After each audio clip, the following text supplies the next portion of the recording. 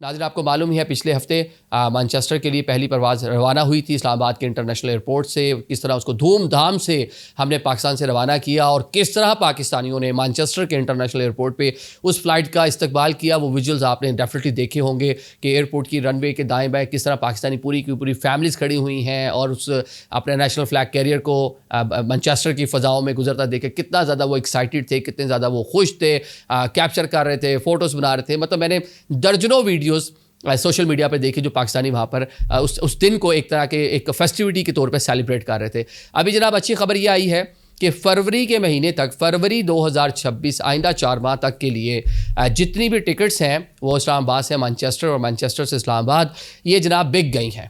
House full ہے جناب Pakistan international air line کا. مطلب آپ کسی بھی پرواز میں آئیں گے تو کوئی بھی سیٹ آپ کو ایمٹی نظر نہیں آئے گی. تو یہ پاکستانیوں کی جو وہاں پر موجود ہیں اپنے ملک سے, اپنی ایئر لائن سے ایک محبت ہے, ایک عقیدت ہے, اس کا انہوں نے ڈیفینیٹلی اظہار کیا. اور ساتھ میں جو ان کو ایک ایزی ٹریول, ایک ایزی سفر جو ہے میسر آئے گا تو اس کے لیے کہہ لیں کہ ایکسائٹیڈ ہے.